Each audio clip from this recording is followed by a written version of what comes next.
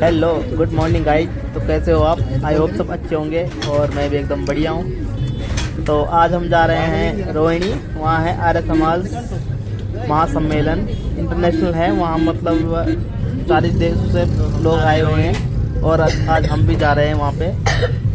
तो चलिए शुरू करते हैं।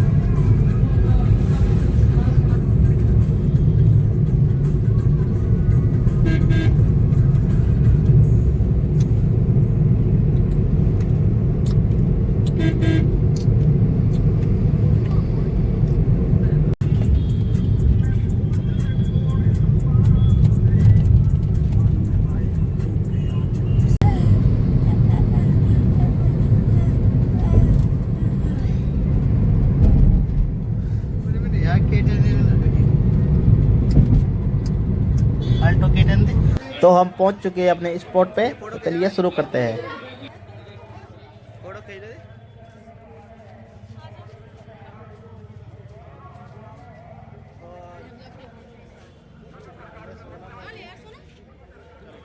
आकर्षकमस्ति अस्माकं दृश्यम्।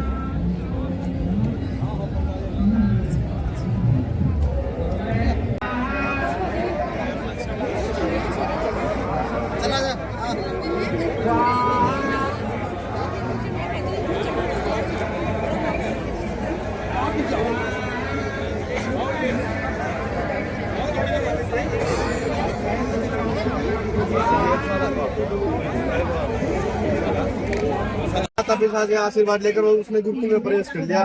गुरुकुल का अर्थ गुरु के कुल में जाकर अब वो विद्या ग्रहण करेगा। अपने गुरु से आशीर्वाद ले रहा है। जैसे आप देख सकते हैं यज्ञ सीख रहा गुरु जी से। ऐसा बताया गया कि दुनिया का सबसे श्रेष्ठ कर्म यज्ञ है। यज्ञ वही श्रेष्ठम कर्म, ये अपने वेदों में लिखा गया है। और साथ साथ गुरु उसको अष्टाध्यायी प्रकाश पढ़ा रहा है जो उसके सिलेबस में है। ऐसा गुरुकुलों में होता है। मेरे साथ साथ गुरुकुलों में क्या होता है, मानसिक वृद्धि के साथ साथ उसकी शारीरिक बल में वृद्धि की जाती है। दंड आदि सिखाया जाता है, उसको कुश्ती सिखाई जाती है, उसको एक प्रकार से सभी विषयों में पारंगत किया जाता है।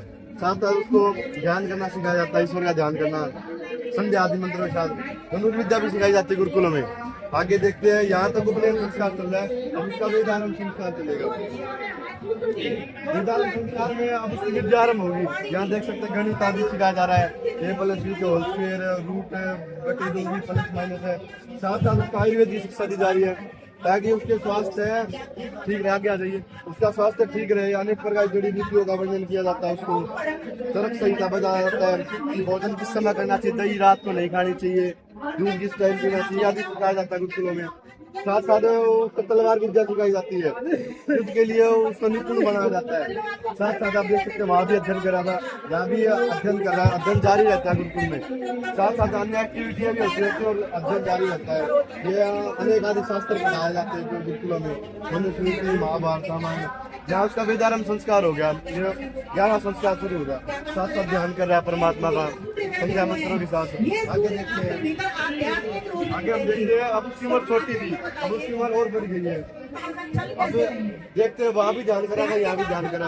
ध्यान करने के, मेडिटेशन करने के अनेक प्रकार के लाभ होते हैं। आप 30 मिनट अगर आंख बंद करके बैठेंगे उसके बाद आप तेज बोल ही नहीं सकते, मौन रहेंगे, आपका स्वभाव इतना शांत हो जाएगा। तो परमात्मा का ध्यान करेंगे, जो करना चाहिए सभी को करना चाहिए। जिसने सृष्टि का निर्माण किया, हमारा निर्माण किया, उसका धन्यवाद अदा करना चाहिए और उसके गुणों का वर्णन करना चाहिए ताकि वे गुण वो न्यायकारी तो हम भी न्यायकारी बने। जैसे ध्यान कर रहा है और साथ साथ गुरु से अनेक आदि से जो भी ग्रंथ है उनका अध्ययन सीख रहा है। साथ साथ गुरुकुल में क्या होता है, अब उसने 8वीं तक अध्ययन कर लिया तो वो 5वीं तक के विद्यार्थियों को वो स्वयं पढ़ाएगा। वह दिखाया गया जो छोटे विद्यार्थी है उसको पढ़ा रहा है।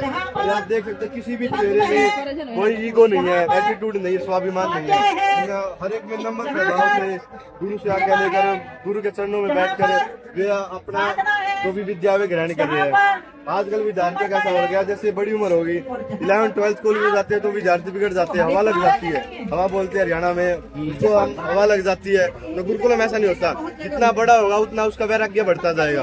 उसमें नम्रता, शांति, शीलता, शीतल स्वभाव उसका होता जाएगा।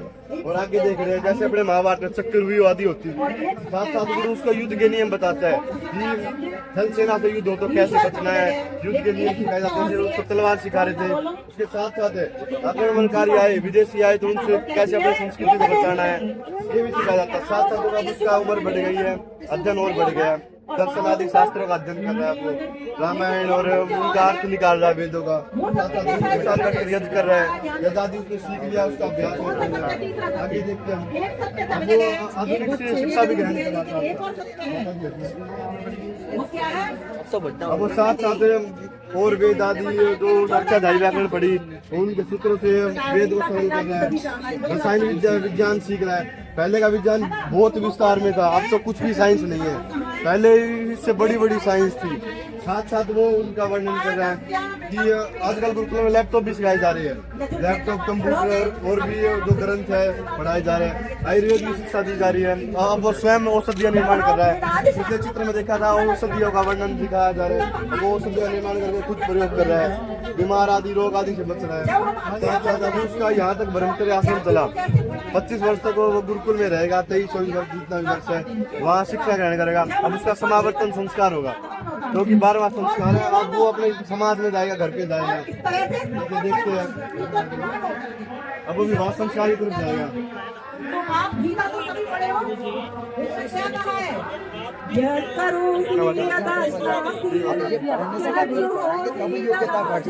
इसमें हमारा देख सकते हैं यहाँ जी इसका वर्णन करिए।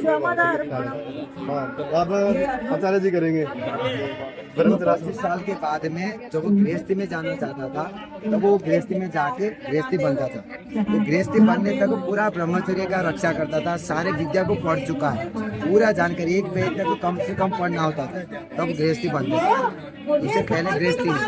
वो वेद पढ़ने के बाद में, गृहस्थी बनने के बाद में वो अच्छे आचरण पूर्वक ही वो व्यापार करेगा। जो माँ बाप ने पहले करते थे वही कार्य करे। और यदि आपके पढ़ाई वैसे नहीं, संस्कार वैसे नहीं है, तब वो आपके माता पिता के पास जाने का अधिकार नहीं है। मान के चले ब्राह्मण के परिवार के मैं बच्चा जन्म हुआ और मुझे गुरुकुल में छोड़ दिया गया। मैं पढ़ते पढ़ते मुझे लगा कि मुझे तो व्यापार करना है, तो वो मैं मेरे माँ बाप के पास नहीं जाऊंगा, कोई व्यापारी माँ बाप के पास जाऊंगा, मैं संतान बनूंगा 25 साल में। और ऐसे ब्राह्मण के पास एक गुरुजी ने भेज देंगे। फिर उसको जाने के बाद में उसको माता पिता ने उसको दायित्व हैंडओवर किए, हैंडओवर किए, उसको विवाह करा देते। ये परंपरा वैदिक काल में थी। फिर गृहस्थी के बाद वानप्रस्थी बनना होता था, फिर सन्यासी बनना होता था। ये नियम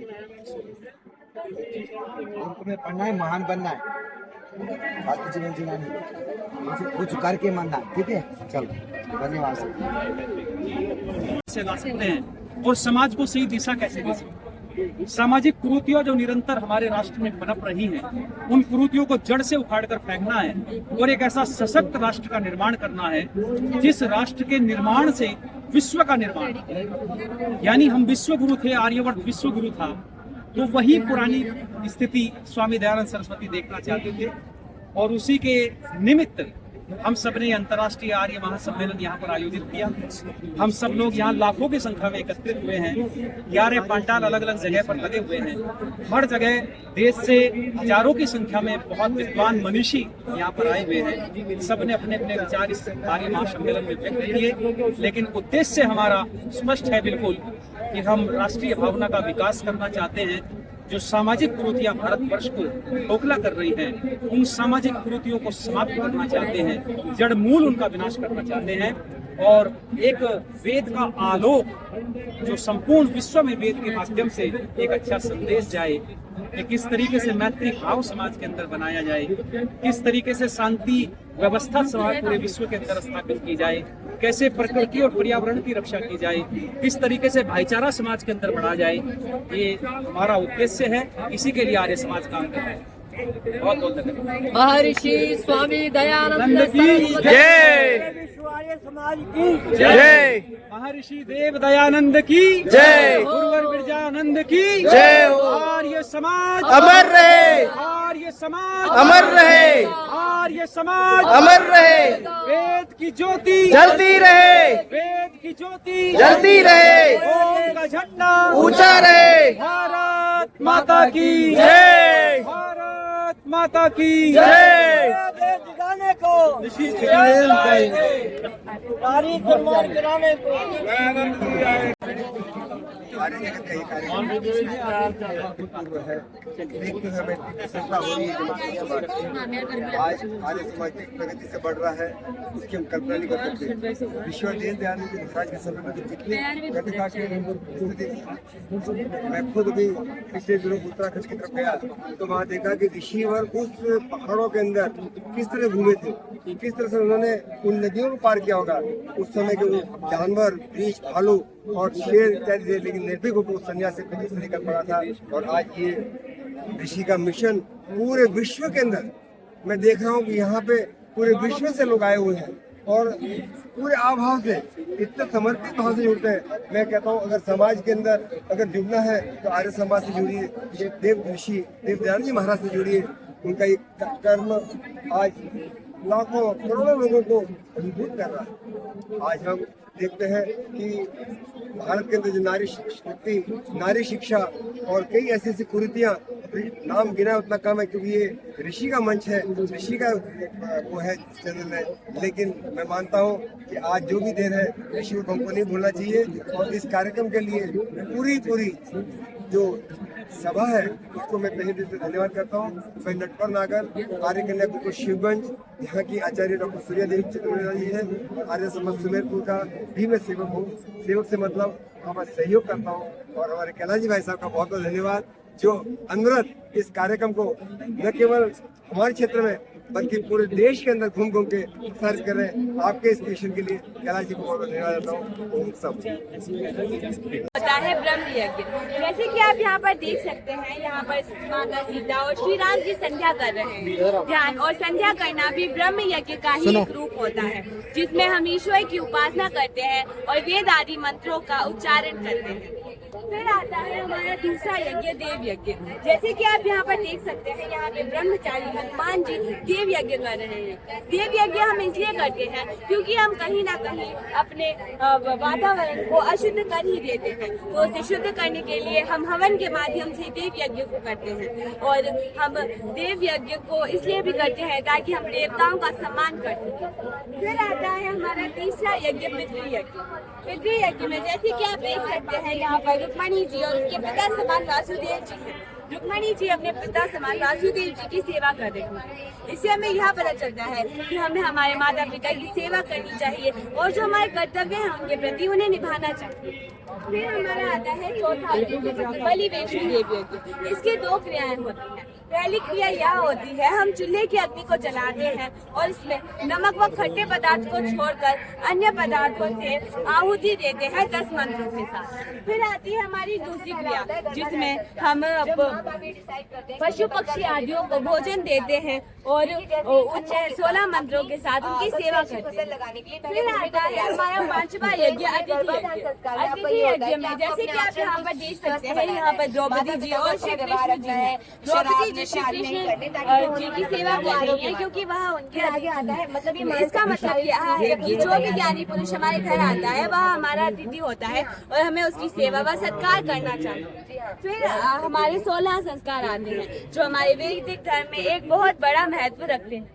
सबसे पहला आता है गर्भधान संस्कार। गर्भधान संस्कार मतलब एक तरीके से उत्तम संतान की उत्पत्ति से शुरू होता है। इस संस्कार में जो माता पिता अपने शुद्ध आचरणों द्वारा एक दिव्य आत्मा को आमंत्रित करने का यज्ञ करते हैं। फिर आता है हमारा दूसरा संस्कार, पुंसवन संस्कार। यह संस्कार गर्भावस्था के दौरान होता है। इस संस्कार में यह संस्कार दूसरे व तीसरे महीने में किया जाता है। इसका लक्ष्य यह होता है कि जो गर्भस्थ शिशु है उसके गुणों में वृद्धि हो व उसकी मानसिकता व शारीरिकता में मजबूती आए। फिर आता है यह भी गर्भावस्था में होता है। गर्भावस्था के चौथे, छठे व आठवें महीने में किया जाता है।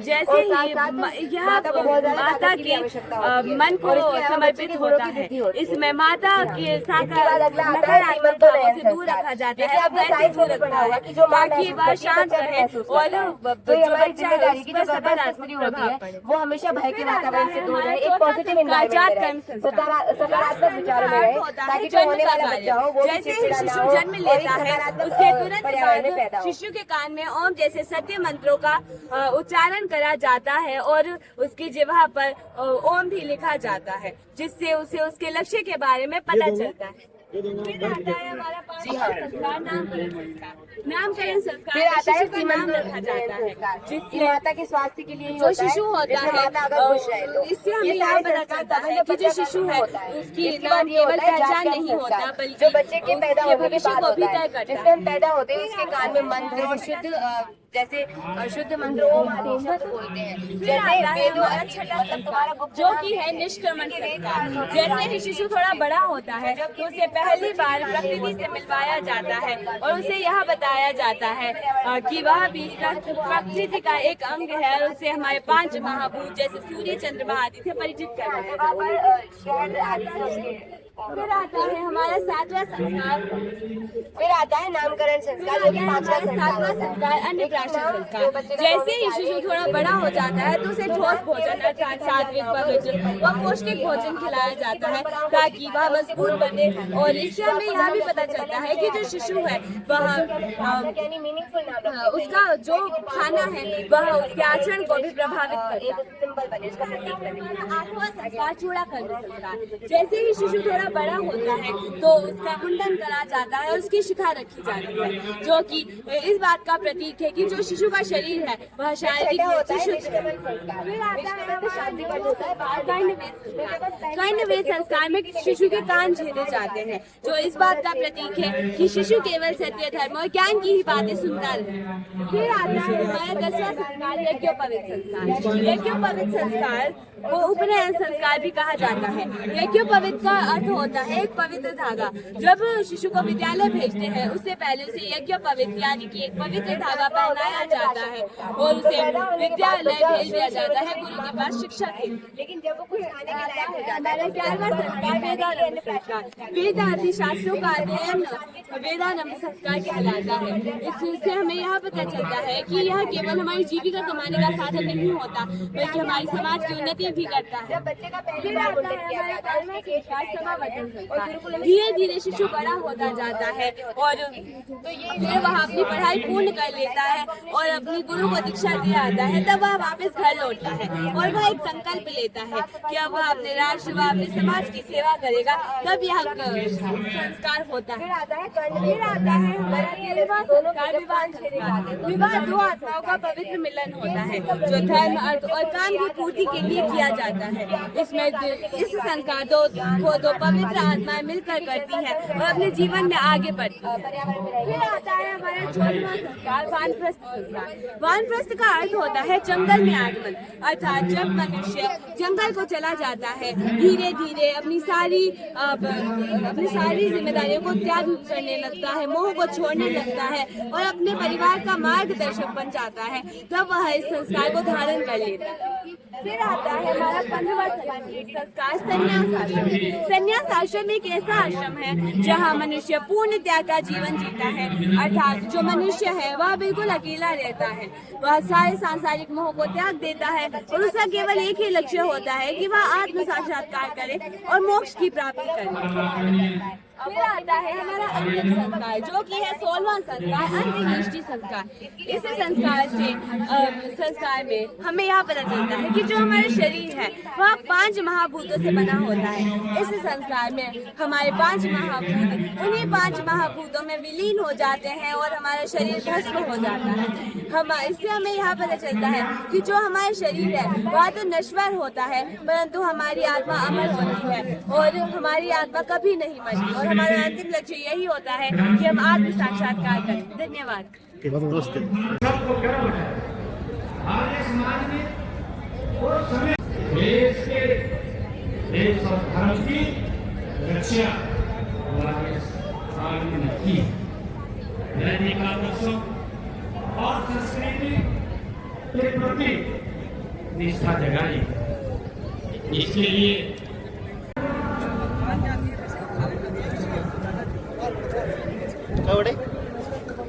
और ये गौशाला है।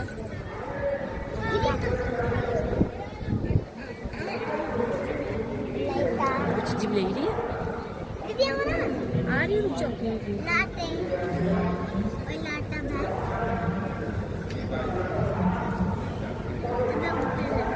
देख बाछी, देख बाछी।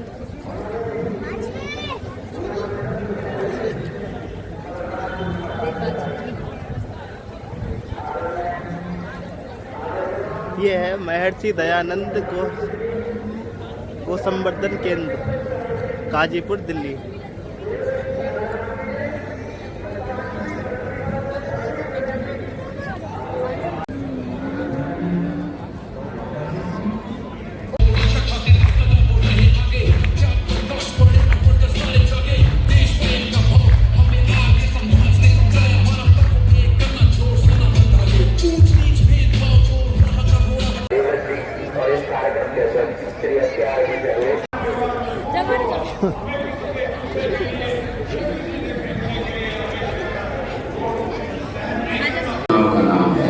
जिसने इतिहास बदल के रख दिया। बंधु, आज समय है जागने का। धर्म को बचाने के लिए धर्म भाइयों को बचाना पड़ेगा और उनके व्यापार को बढ़ाना पड़ेगा।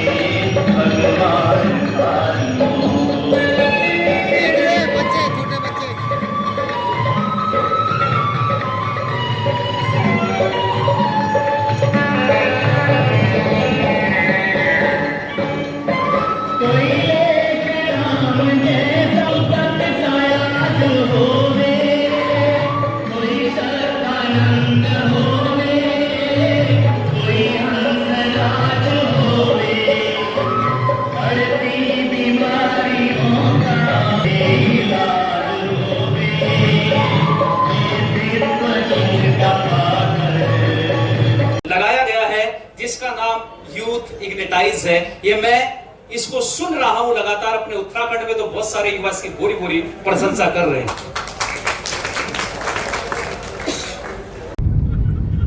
ठंडी बोतल पानी दे कम अच्छा। ठंडी बोतल पानी पीना मन कर। आइसक्रीम तो खिलाए नहीं।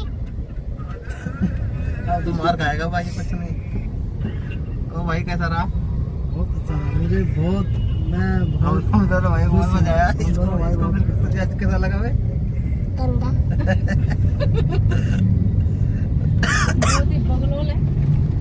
गंदा भी लगा, गंदा ब्लॉग। तो गाइस चलिए हम हमारे साथ गाइस सोनम को बहुत अच्छा लगा और वो चाहेगी कि अगली बार आए हमारे साथ ही आए। ये है मेरा दोस्त शैम्पू।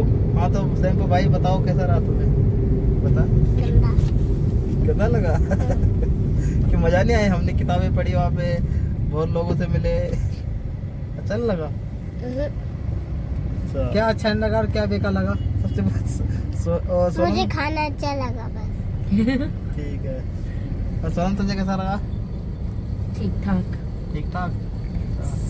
मुझे तो बहुत अच्छा लगा भाई, मैं तो रोज आना था। माँ भाई पे वजह सुना हमें बहुत ज्यादा। हाँ, और मैं और मेरे भाई ने तो खूब एंजॉय किया। कौन सा कुछ कहना चाहता है जरा बोल के देखो। ओ तो भाई कहाँ सो गया? ये आया जरा पीछे करो। हम बोलते हैं ना तीन आपको कैसा लगा? आपको कैसा लगा? एकदम बेसवार लगा। तो आपको कैसा लगा? आपको कैसा लगा? बेसवार, बिल्कुल बेकार।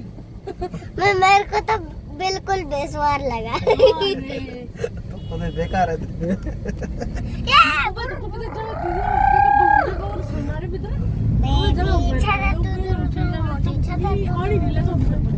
तो बाय बाय गाइस, अब मैं अपने ब्लॉग को विराम देता हूँ। ब्लॉग बहुत बड़ा बन चुका है।